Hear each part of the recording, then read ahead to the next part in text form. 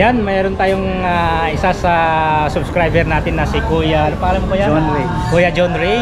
Yan, salamat Kuya sa suporta. Baka may gusto kong batiin Kuya. Shout out sa family ko sa San Andres, Manila. Ayun, salamat Kuya. God bless ha. Ingat po. Welcome back ulit sa aking YouTube channel kong Els Anli Bike. So dito tayo sa Madis Bike Shop dito sa Quezon City. So mayroon tayong iba-bike check na budget meal na carbon loading mountain bike. Ito po, powered by Trings. So bago tayo magsimula, baka naman subscribe sa aking YouTube channel kong Els Anli Bike at paki-follow na rin po ang aking Facebook page na kong Els Vlog.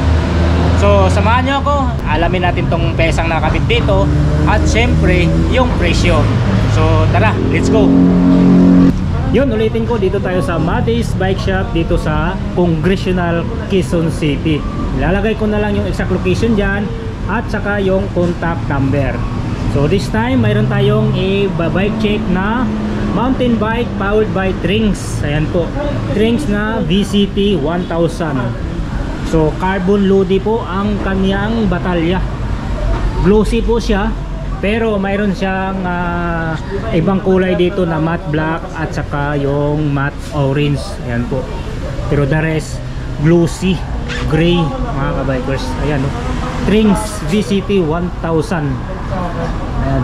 So ang sukat andito po 15 na 27.5. So yung carbon na ginamit dito, andito na rin po T800 carbon. Tapos mayroon siyang mount dito sa down tube. Ayan, kung napapansin nyo yung seat tube nya medyo komorba. Ayan, halata naman, di ba? Komorba. Mayroon na rin siyang mount para sa FD. Andito po yung butas sa cable ng FD if ever na gawin yung 2x 3x. Internal cabling na rin po ito. So bakante talaga ang bandang kanan dito dahil naka 1x naman po ang setup. So yung cable ng RD at saka yung hydraulic andito po sa kabila dumaan. Ayan. So sa kanyang head tube, ayan, tapered na rin po. Tapos andito yung pangalan niya, Trings. Dito sa down tube naman, andito po yung mga details ng batalya.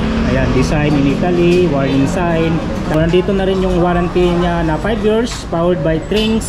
Ayan, sa frame lang po yan. So mayroon siyang ano dito, rubber. Ayun, self na rubber para if ever kung umulan, hindi tatagos yung tubig hanggang dito sa BB. So hindi maapektuhan yung BB, hindi madaluyan ng tubig dahil mayroon siyang rubber dito o self rubber na nakalagay. Andito po yung adjustan sa ilalim, adjustan ng seat post. Ayan o. Kailangan nyo ng Allen wrench para ma-adjust nyo yung height ng seat post o saddle. So ang kanyang seat stay, ayan, may nakalagay dito limited edition. So maliit lang ang kanyang seat stay kung napapansin nyo. Sobrang liit. Tapos para siyang tatlo yung kantuan niya, diba? Dito sa ilalim nag-tapered, tapos medyo malapad din dito sa top. Then dito sa kanyang chain stay, ayan, maliit dito hanggang lumapad papuntang BB. Tapos ito ang model niya, Quest. So dito na rin lumabas ang kanyang cable ng RD niya. Tapos sa kabila naman dito lumabas ang hydraulic cable niya. So mayroon din siyang kulay dito, kulay orange, tapos may transition. Tapos dito sa kanyang head tube mayroon ditong matte black. Okay, so sa ilalim, ayan, may kulay orange din po siya. So dito sa ilalim, ayan, may kulay black. Tapos may QR code ditong nakalagay. So dumako tayo dito sa kanyang drivetrain. So ang kinabit dito na crankset powered by Prowell. Ayan, 175mm. Chainring dito is 34 teeth. Din ang kinabit dito powered by KMC. So ang kinabit na RD dito powered by Shimano Giore na M6 1000. Mayroon po yung clutch. Ayan. So 1x12 po ang setup nito na 1150 teeth. Tapos yung mga hubs na kinabit dito powered by Formula. Yung rims, Trings po yan na Quest. Ayan, tapos Prista yung valve. Tapos yung gulong na kinabit dito, powered by Maxxis Icon na 29 by 2.20. So yun, maliit lang yung mga knobs. Tapos wala siyang bridge dito mga kabikers, open siya. Yung seat post powered by Magix na 31.8 ang sukat. Tapos yung saddle powered by Trings. Ayan, so dumako tayo dito sa kanyang cockpit. Mayroon siyang tatlong spacer dito. Tapos Magix pa rin ang kanyang stem na 75mm. Yung headset, wala tayong nakitang brand. Tapos yung handlebar, naka back sweep po yan. Yung stem nga pala, medyo naka-upright siya ng konti mga kabikers.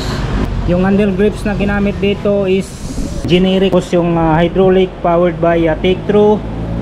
Yung shifter powered by Shimano Giori M6000. Ayan. So handlebar nga pala powered by Trings. Ayan po, 31.8 yung sukat. Ang tinidor niya ay powered by Trings na 34 ang sukat. Tapos 120mm yung travel, black stanchion. Naka-remote type na po ito na air type. Ayan, so naka-reverse pa yung arc nya. Okay, so same lang din yung mga hubs, rims, gulong. Ayan, powered by Formula, Maxxis, Trings na Quest, tapos Prista yung valve. So yung brake caliper dito, Take-Thru, dahil Take-Thru nga naman ang kanyang brake lever. So simply yung caliper powered by Take-Thru. So yung rotors, yan 180mm, ang outside diameter powered by Take-Thru. Yan, quick release, pareho harap at likod. Tapos yung rotors naman dito sa likod is 160 outside diameter. So naka post mount pa rin yung brake caliper dito. Andito po sa loob, wala po sa labas o dito.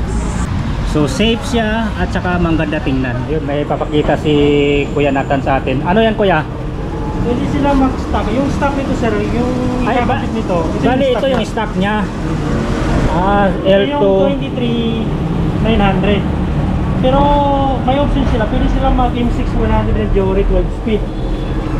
25,900. So pag itong sit up, 25,900 pesos. Pagka ito naman yung sit up nila, L2, 23,900. Yun, ulitin ko lang mga kabikers ha. Mayroon kayong option dito sa carbon.